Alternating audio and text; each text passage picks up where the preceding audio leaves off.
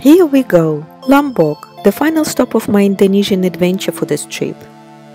I decided to stay in Kuta and use it as a base for a few days to explore the island. Arriving to Lombok from Flores in the morning, had only afternoon left, and Tanjung Aan beach seemed to be a good starting point for a short trip due to its convenient location next to Kuta. This romantic man is drawing I love you for his girlfriend. Really? Romeo and Juliet still exist? Tanjung Aan beach is one of the best in Lombok and famous with its white sand. It's facing the Indian Ocean with about 2 km stretch coastline. The beach is surrounded by the hills and it's a pretty easy climb up to see the stunning views from above.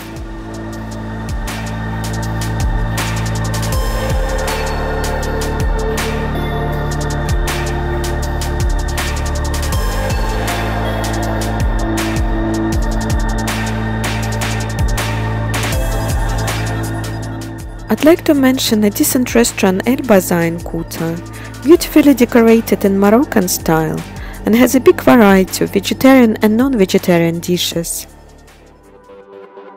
There are 2 pink beaches in Indonesia.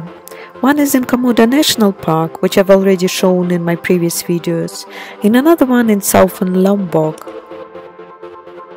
The day was not sunny and it was a pleasant scooter ride through the countryside, seeing the beautiful sceneries and meeting friendly locals.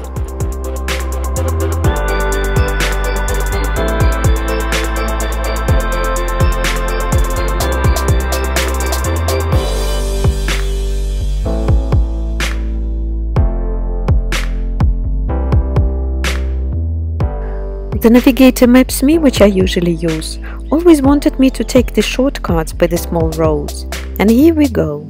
I got stuck in the mud. I started panicking a bit in the beginning and was not sure if I would be able to meet anyone for help, but luckily those kindest local people did their best to get my scooter out of the mud.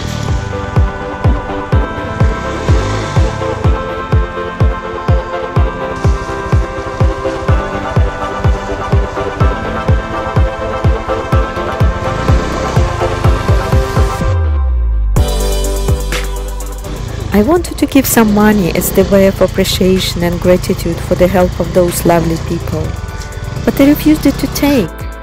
No. Really, people are so amazing here.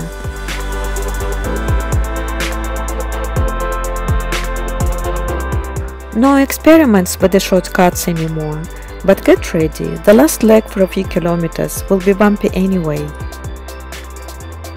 The actual original color of the pink beach is white, but it's getting pink mixing with crushed pieces of pink corals and shells in the area.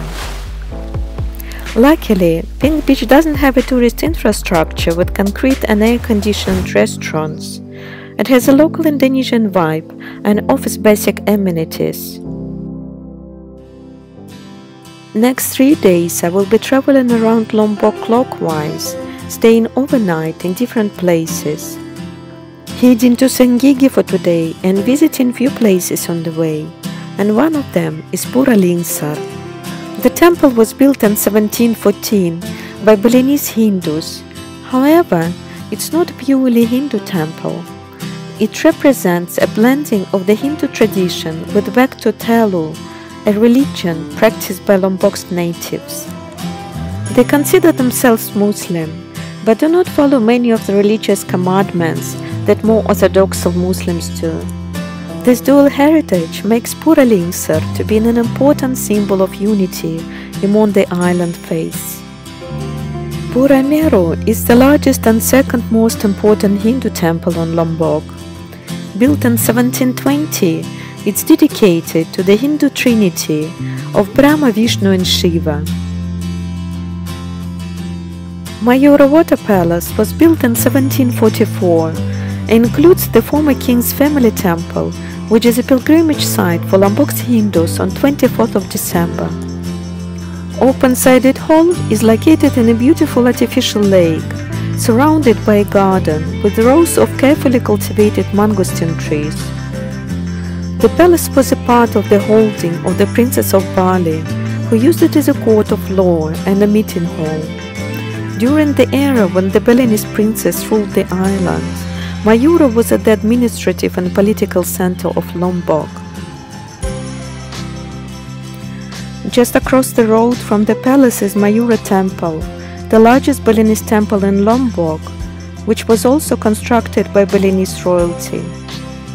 The temple was built in 1720 and still serves Hindu worshippers, with temple festivals every full moon and on special occasions. The palace is surrounded by a low stone wall, decorated with the fanciful carvings of animals.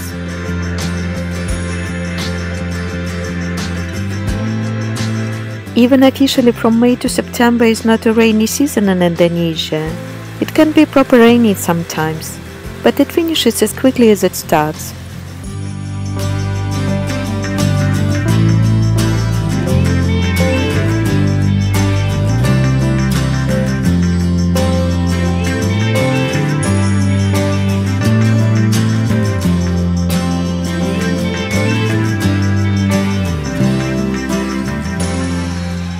Finally reaching Senggigi, and the last point of interest for today, Pura Bolong.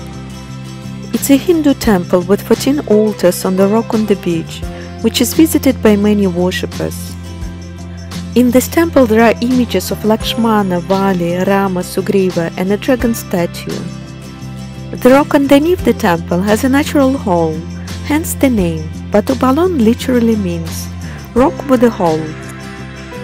According to legend, virgins were sacrificed once a year to the sea from the outermost rock to please the gods. An enormous shark appeared with a high tide and devoured the sacrificed virgin ladies.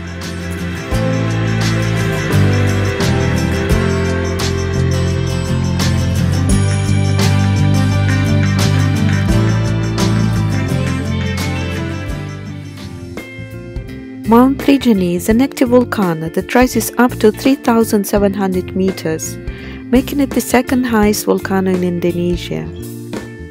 By the time I was traveling around Lombok, the trekking trails to the summit of Rinjani have been closed for almost a year since the earthquake of 2018. The last volcano activity happened in 2010 when Rinjani erupted 3 times, with ash rising up to 2 kilometers into atmosphere and lava flowed into Caldera Lake. Even the greatest attraction as the summit of Rinjani is closed, I enjoyed the beautiful sceneries on the way to Senaru village. It's a traditional Sasak village of 20 houses with 79 residents, where inhabitants still maintaining their basic way of life and culture in a very traditional Sasak environment. Electricity is still not there, and inhabitants are still using mixed cotton plant and castor bean as a light in the dark. It's a mountain tribal life and civilization of the past centuries that still exist as a part of nature.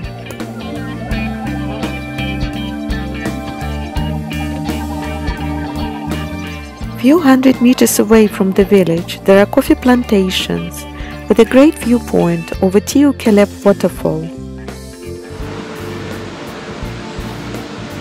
Sendang Gile Waterfall has a height of about 30 meters, which is located at the altitude of 600 meters above sea level. The flow of the waterfall emerges from the top of a high cliff and crashes directly into a river at the bottom. And now is the time to relax. Nice Rinjani Lodge restaurant with a great viewpoint over the sacred mountain and the waterfall. Highly recommend Gile homestay. Decent clean room and a good breakfast is included. Last day in Lombok. Coming back to Kuta following the eastern coastline as the main road was under reconstruction. In total, I did approximately 400 kilometers of road trip exploring Lombok. So far so good. I enjoyed this tropical island. If you have any questions, please feel free to drop them in the comments below. as well as subscribe to get notified of my future adventures.